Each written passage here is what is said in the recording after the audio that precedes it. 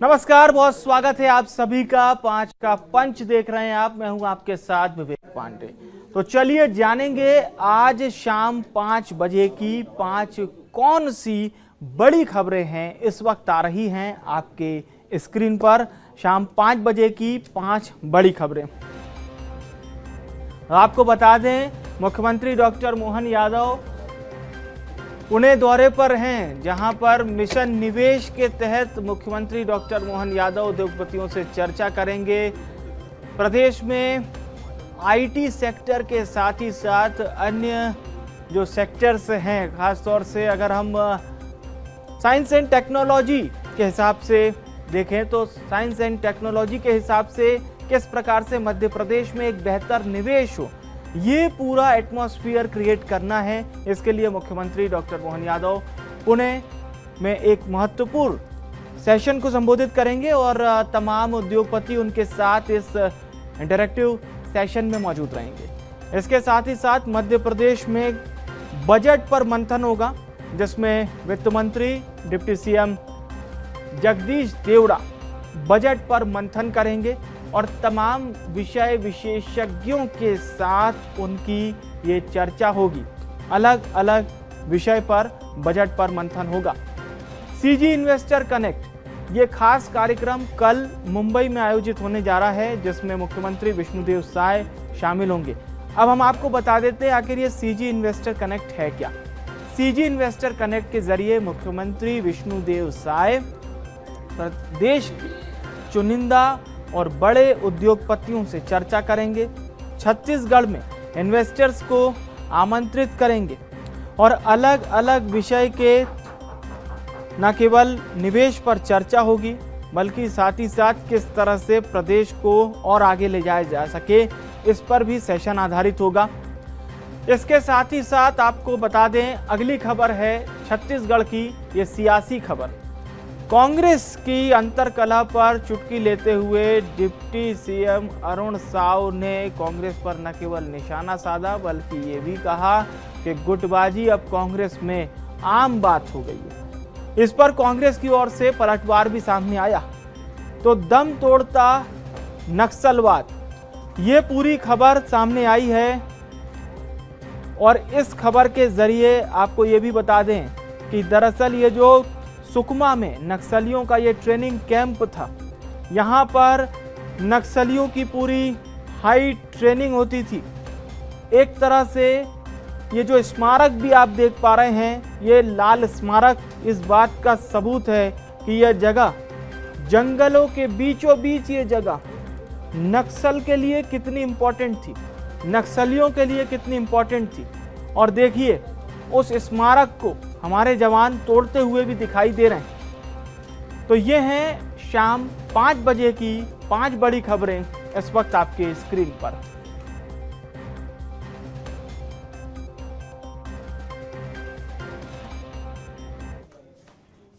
तो चलिए अब खबरों का सिलसिला शुरू करते हैं और मध्य प्रदेश की बड़ी खबर आपको बता देते हैं।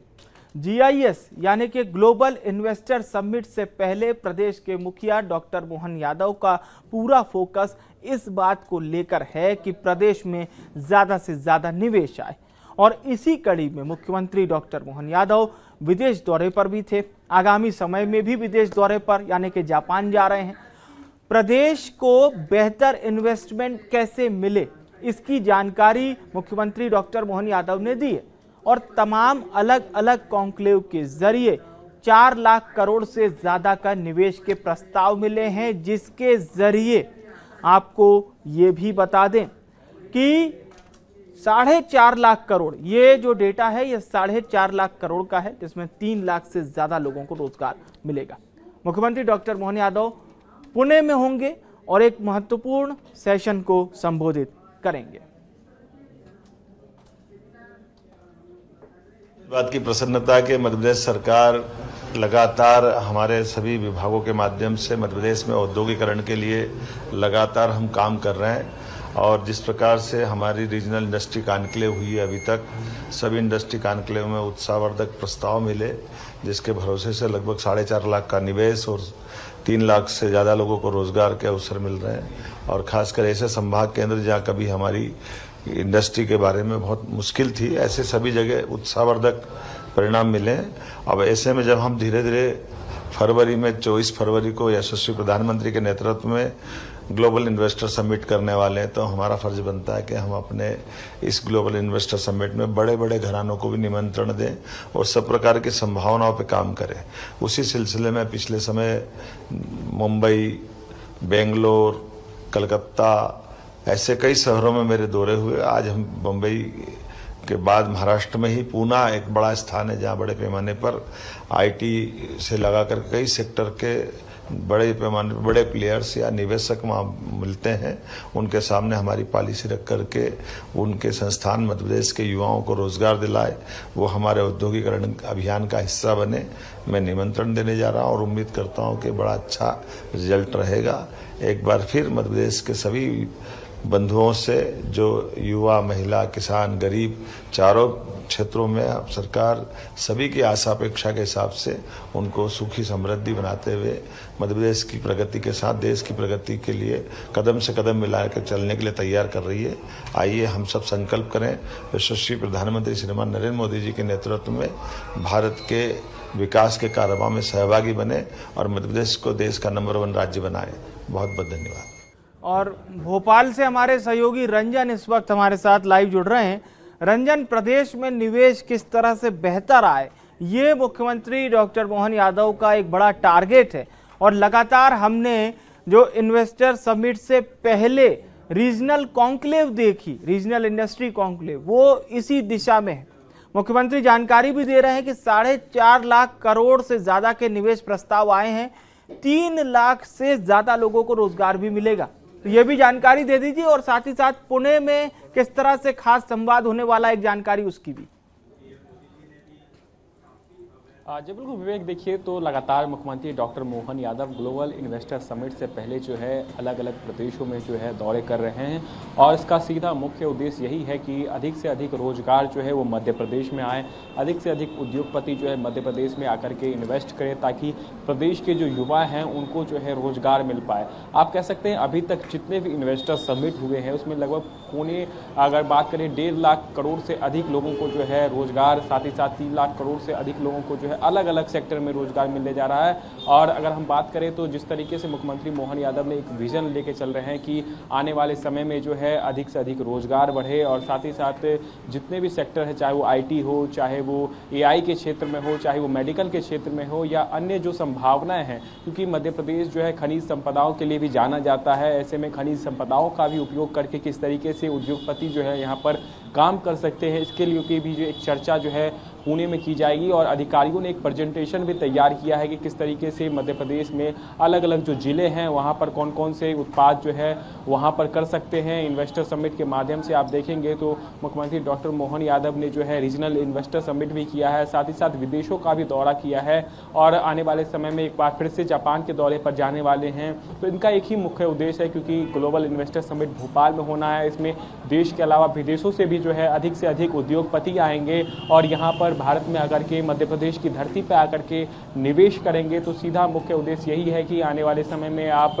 अधिक से अधिक उद्योग लगाएं और इसके लिए मध्य प्रदेश सरकार कम से कम रेट में जो है उनको जमीन भी उपलब्ध करा रही है ताकि जो इन्वेस्टर समिट के माध्यम से प्रस्ताव मिले हैं उसको जो है धरातल पे जो है लागू किया जा सके। प्रदेश के युवाओं को जो है किसी अन्य प्रदेश में जो है आईटी सेक्टर में नौकरी करने ना जाना पड़े। मध्य प्रदेश को भी आईटी हब जो है वो बनाने का प्रयास जो है मुख्यमंत्री डॉक्टर मोहन यादव के द्वारा किया जा रहा है। और साथ ही साथ अगर हम बात करें तो लगातार हम देख रहे हैं कि मेडिकल के क्षेत्र में भी जिस तरीके से सरकार आगे बढ़ रही है, तो एक बड़ी प्रस्तावना जो है पुणे से भी मिल सकती है। बिल्कुल सही कहा आपने, अलग अलग सेक्टर के लिए किस प्रकार से बड़ा इन्वेस्ट आए, यही सरकार का फोकस है। आप हमारे साथ बने रहिएगा, एक बार फिर से आपका रुख कर रहे हैं।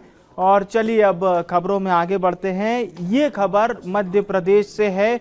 मध्य प्रदेश के बजट से पहले मंथन होगा, अलग अलग विषय विशेषज्ञों से वित्त मंत्री और प्रदेश के डिप्टी सीएम जगदीश देवड़ा प्रशासन अकादमी में ये मंथन होने जा रहा है, जिसमें आपको बता दें वित्त मंत्री जगदीश देवड़ा चर्चा करेंगे और दरअसल चर्चा होगी अलग अलग विषय विशेषज्ञों से। मौका रहेगा वित्तीय वर्ष 2025-26 की तैयारियों को लेकर मंथन का। तो कई क्षेत्रों के विषय विशेषज्ञों के साथ ये मंथन होगा। क्या कुछ इस मंथन में निकल कर सामने आएगा, ये भी हम आपको बताएंगे। फिलहाल इस खबर से जुड़ी हुई जानकारी आपको बता देते हैं। रंजन लगातार हमारे साथ भोपाल से लाइव बने हुए हैं। जी रंजन, किस प्रकार से ये खास मंथन होगा? अलग अलग विषय के विशेषज्ञ जुटेंगे और डिप्टी सीएम वित्त मंत्री जगदीश देवड़ा के साथ होगा संवाद। जी बिल्कुल विवेक, देखिए तो लगातार मध्य प्रदेश सरकार के अलग अलग जो विभाग हैं वो जनहितैषी योजनाओं का संचालन कर रही है और उसके लिए जो है बजट जो है वो प्रस्तावित किए जाते हैं और उसी को लेकर के एक मंथन जो है 2025-26 में वित्तीय वर्ष में किस तरीके से अलग अलग विभागों को जो है बजट वो आवंटित करना है, इसको लेकर के एक बड़ी बैठक जो है कल बुलाई गई है, जो कि भोपाल के प्रशासनिक भवन में होने वाली है।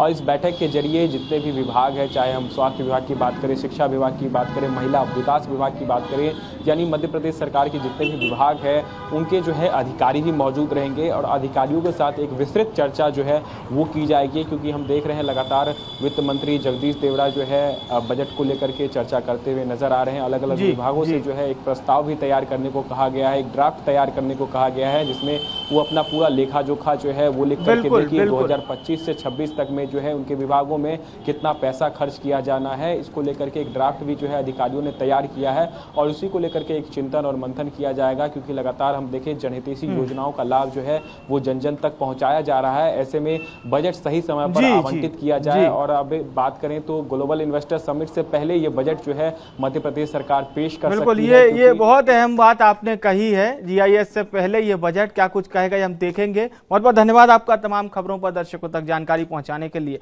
चलिए खबरों में आगे बढ़ते हैं और एक महत्वपूर्ण कार्यक्रम की आपको जानकारी दे देते हैं। कल मुंबई में सीजी इन्वेस्टर कनेक्ट खास कार्यक्रम है। इस कार्यक्रम के जरिए प्रदेश के मुखिया विष्णुदेव साय देश के चुनिंदा और बड़े उद्योगपतियों से चर्चा करेंगे। चर्चा इस बात पर होगी कि छत्तीसगढ़ में बड़ा निवेश किस प्रकार से आए। अलग अलग सेक्टर से जुड़े तमाम विषयों पर भी चर्चा होगी। लेकिन जो जानकारी अभी हमें मिल पा रही है वो ये है कि छत्तीसगढ़ में अलग अलग जो सेक्टर्स हैं, चाहे वो खनन क्षेत्र हो, कृषि क्षेत्र हो, इसमें किस प्रकार से एक बड़ा इन्वेस्टमेंट होगा। तमाम इन्वेस्टर्स को भी आमंत्रित करने पहुंचेंगे मुख्यमंत्री विष्णुदेव साय। और यहाँ पर मुख्यमंत्री का और सरकार का जो फोकस है वो मैन्युफैक्चरिंग है, कृषि है, आईटी है। जी हाँ, इंफॉर्मेशन टेक्नोलॉजी, क्योंकि इंफॉर्मेशन टेक्नोलॉजी में किस प्रकार से छत्तीसगढ़ आगे बढ़े, इसको लेकर भी सरकार का फोकस है और प्रदेश के युवाओं को इस क्षेत्र में रोजगार भी मिले। तो इसीलिए ये खास कार्यक्रम कल मुंबई में होने जा रहा है, जिसका नाम है छत्तीसगढ़ इन्वेस्टर कनेक्ट। और प्रदेश में निवेश के लिए मुख्यमंत्री विष्णुदेव साय चर्चा भी करेंगे और देश के जो चुनिंदा उद्योगपति हैं उनसे मुख्यमंत्री विष्णुदेव साय की न केवल मुलाकात होगी बल्कि साथ ही साथ इन्वेस्टर्स को लेकर भी वो आमंत्रित करने वाले हैं तमाम उद्योगपतियों को। क्योंकि सरकार को ये बात बहुत अच्छे से पहले से पता है कि जितना बेहतर छत्तीसगढ़ में निवेश आएगा उसका लाभ युवाओं को भी मिलेगा और जो एंटरप्रेन्योर्स हैं उसको भी मिलेगा। अब चलिए सीधे हम रायपुर का रुख कर रहे हैं। इस खबर से जुड़ी आपको जानकारी बताते हैं। हमारे सहयोगी करिश्मा इस वक्त हमें ज्वाइन कर रही हैं। जी करिश्मा, कितना खास ये कार्यक्रम है सीजी इन्वेस्टर कनेक्ट कार्यक्रम, क्योंकि चुनिंदा उद्योगपति होंगे, मुख्यमंत्री के साथ सार्थक चर्चा होगी, अलग अलग सेक्टर में किस प्रकार से छत्तीसगढ़ को एक बेहतर निवेश प्राप्त हो, कहीं ना कहीं यही फोकस है इस कार्यक्रम का। जी बिल्कुल, देखा जा सकता है कि छत्तीसगढ़ के लिए कार्यक्रम काफी ज्यादा महत्वपूर्ण है, क्योंकि इससे पहले भी ये कार्यक्रम देखा जा सकता है कि छत्तीसगढ़ इन्वेस्टर मीट जो है दिल्ली में हुआ था।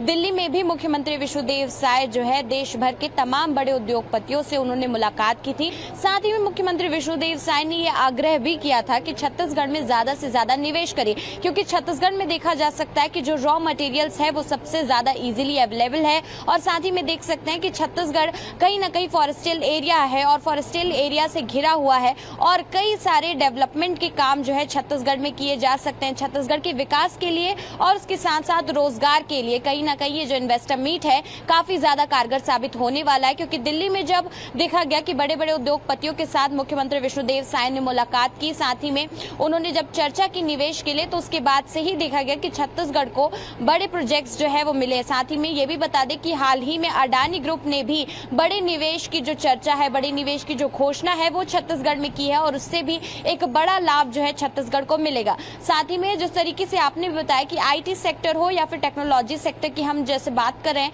तो उसमें भी काफी ज्यादा डेवलपमेंट जो है छत्तीसगढ़ में देखने को मिल सकता है। इसके साथ छत्तीसगढ़ में कई ऐसी जगहें हैं, सुदूर अंचल है जहां पर अभी तक विकास नहीं पहुंचा है, तो ऐसे में अगर बाहरी उद्योगपति छत्तीसगढ़ में निवेश करते हैं, यहाँ पर इन्वेस्ट करते हैं, तो कहीं ना कहीं छत्तीसगढ़ के डेवलपमेंट में, इंफ्रास्ट्रक्चर डेवलपमेंट में और सस्टेनेबल डेवलपमेंट में कहीं ना कहीं यहाँ पर देखा जा सकता है कि लाभदायक जो है ये इन्वेस्टर मीट हो सकता है। कल देखा जाएगा कि मुख्यमंत्री विष्णुदेव साय मुंबई में जो छत्तीसगढ़ इन्वेस्टर कनेक्ट कार्यक्रम है उसमें शामिल होंगे, वहां पर भी उद्योगपतियों से वो चर्चा करते हुए नजर आएंगे। इससे पहले दिल्ली में जब उन्होंने मुलाकात की थी तब पर्यटन की सही और सटीक बात कही कि कल प्रदेश में निवेश के लिए बहुत बड़ा दिन है, उसमें हम देखेंगे भी किस प्रकार से एक बड़े निवेश प्रस्ताव प्रदेश को प्राप्त होते हैं।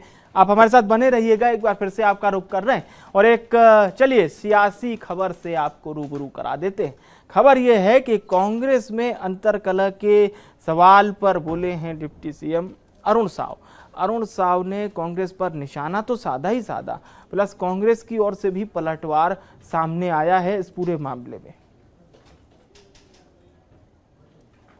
और जिस प्रकार से कांग्रेस में आपसी झगड़े हैं, अस्तित्व को लेकर संघर्ष कर रहे हैं, वो लोरमी हो, बिलासपुर हो, सब जगह ये आपस में लड़ने ही वाले हैं, पर जनता इस सब का आनंद ले रही है और जनता ने तय कर रखा है इन्हें घर बिठाने का, ताकि ये आपस में लड़ते रहें। और जो शहरों के विकास का काम है वो काम केवल भारतीय जनता पार्टी करती है। ये आरोप लगाना बड़ा हास्यास्पद है। पिछले 5 साल में हमारी कांग्रेस की सरकार के द्वारा जो विकास कार्य हुए हैं वो अतुलनीय है। आज उसको अनदेखा नहीं किया जा सकता है। हमारे गांव के हो या शहर के हो, दोनों जगह की जनता अच्छी तरह से जानती है कि पिछले 5 साल में बहुत तेजी के साथ में उनके नगरीय क्षेत्रों में भी और पंचायत क्षेत्रों में भी जबरदस्त विकास हुआ है। लेकिन अभी साल भर से, जब से भारतीय जनता पार्टी की सरकार है, पूरी तरह से विकास कार्य चौपट हो चुका है। और रायपुर से करिश्मा लगातार हमारे साथ बनी हुई है लाइव। करिश्मा, अब ये क्या कहेंगे? इस तरह के सियासी बयान तो सामने आते ही हैं, वार पलटवार चलता है, सवाल था अंतरकलह का कांग्रेस की। जी बिल्कुल, देखा जा सकता है कि लगातार छत्तीसगढ़ में नगरीय निकाय और त्रिस्तरीय पंचायत चुनाव के ऐलान के बाद जो है कहीं ना कहीं सियासत राजनीतिक दलों में देखने को मिल रही है। जो सियासी गर्माहट है वो हर बयान में नजर आ रही है और ऐसा ही बयान जो है आज देखा जा सकता है उप मुख्यमंत्री अरुण साव ने दिया। उन्होंने ये जो जवाब दिया है, आपको बता दें कि कांग्रेस पार्टी में जिस तरीके से महिला आरक्षण नगरीय निकाय चुनाव को लेकर के नजर आ रहा है और जो महिला प्रत्याशियों में, महिला दावेदारों में जो खींचतान नजर आ रही है, उसको लेकर के उन्होंने कहा कि कांग्रेस पार्टी में हर बार टिकट को लेकर के जो है खींचतान नजर आती है और लड़ाई करते हुए ही कांग्रेस पार्टी हर बार नजर आती है। इसके साथ उन्होंने ये भी कहा कि पिछले सरकार में जब कांग्रेस पार्टी की सरकार थी तब उन्होंने नगरीय निकाय में कोई विकास नहीं किया और उसके साथ साथ देखा जा सकता है कि जो पैसे थे उसका बंदर बाट यहाँ पर हुआ। तो इस तरीके का बयान जो है उप मुख्यमंत्री अरुण साव ने कांग्रेस पर तंज कसते हुए दिया और इसी का पलटवार आपको बता दें कि कांग्रेस पार्टी के पूर्व प्रदेश अध्यक्ष धनेंद्र साहू ने इसका जवाब दिया। उन्होंने कहा कि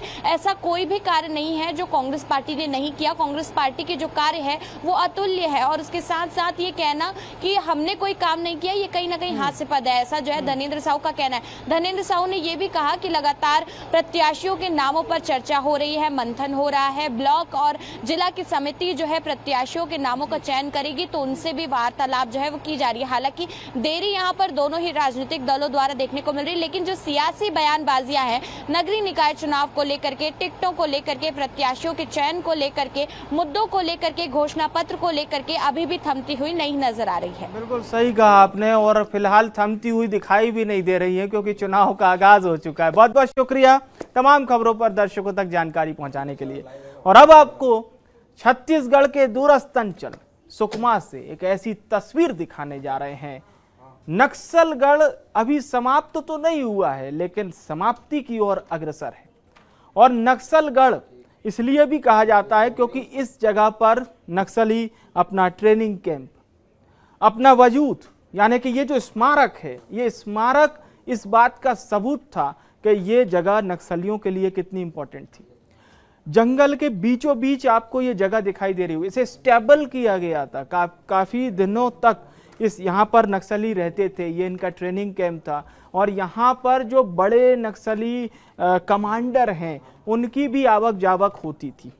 और ये जो आप लाल कलर का स्मारक देख रहे हैं, ये नक्सल का स्मारक था जिसे बाकायदा आज ढाया गया। और सबसे बड़ी बात यह है कि इस ट्रेनिंग कैंप पर अब सुरक्षा बलों का पूरी तरह से कब्जा हो गया। ये जगह है भट्टीगुड़ा, जहां ये ट्रेनिंग कैंप बनाया गया था। कोबरा बटालियन ने कैंप को अपने कब्जे में लिया और यहां पर जो नक्सल स्मारक था उसको भी ध्वस्त किया। अब थोड़ा सा अगर हम फ्लैशबैक में चलें और बीजापुर वाली घटना को देखें, जिस प्रकार से हमारे जवानों की शहादत गई थी और उसके बाद से नक्सलियों पर जिस तरह से लगातार कार्रवाई हो रही है, फिर वो चाहे सुकमा हो या बीते दिनों भी आप याद कीजिए जिस प्रकार से गरियाबंद से बड़ी खबर आई थी कई नक्सलियों के खात्मे की। तो ये समझ में आ रहा है कि सुरक्षा बल पूरी तरह से चौकस हैं और कार्रवाई में जुटे हुए हैं। हमारे सहयोगी नवीन इस वक्त हमें ज्वाइन कर रहे हैं। नवीन, स्मारक को ढाया गया, ट्रेनिंग कैंप पर अब हमारे जवानों का कब्जा है, ये नक्सलवाद पर कितनी बड़ी चोट मानते हैं आप? जी हाँ, बता दूं, लगातार जिस तरीके से जवानों के जो नक्सलियों के खिलाफ, माओवादियों के खिलाफ कार्रवाई जारी है, उसमें बहुत बड़ी सफलता आज जवानों ने हासिल की है। और ये जो आज जवानों ने नक्सलियों का जो कैंप है, ट्रेनिंग कैंप है, उसको ध्वस्त किया है। साथ ही पूरे कैंप एरिया पर अभी जवानों का कब्जा है। आपको बता दूं, इससे पहले भी जो है बीजापुर इलाके में, सीमावर्ती क्षेत्र में जवानों द्वारा इसी तरीके के लगभग 64 जो फीट का जो स्मारक था उसे भी ध्वस्त किया गया था। और उस इलाके में भी इससे पहले भी वीडियो सामने आ चुका है। उस इलाके में कई वर्दीधारी नक्सली जो है मौजूद रहते थे। और आज भी इसी तरीके का एक तस्वीर जो सामने आई है, उसमें भी जो कोबरा के बटालियन है आज जो नक्सलियों के जो स्मारक है उसको ध्वस्त करते नजर आए हैं। और वो जो इलाका है जो सबसे नक्सलियों का सुरक्षित इलाका माना जाता था, इसलिए ही उस इलाके में जो नक्सली है, माओवादी हैं, वो अपने आप को सुरक्षित मानकर उस इलाके में ट्रेनिंग भी करते थे। और ये जानकारी भी मिली है कि उस इलाके में ट्रेनिंग के साथ साथ जो नक्सलियों के बड़े माओवादियों के जो बड़े कैडर थे वो अपनी रणनीति बनाते थे ताकि पुलिस को नुकसान पहुंचा सके। और इस तरीके की रणनीति को तैयार किया जाता था उस इलाके। बिल्कुल सही कहा आपने, लेकिन अब इस रणनीति को पूरी तरह से खत्म कर दिया गया है। बहुत बहुत धन्यवाद आपका हमारे साथ जुड़ने के लिए। और फिलहाल के लिए 5 का पंच में मेरे साथ इतना ही। आप देखते रहिए VS TV। नमस्कार।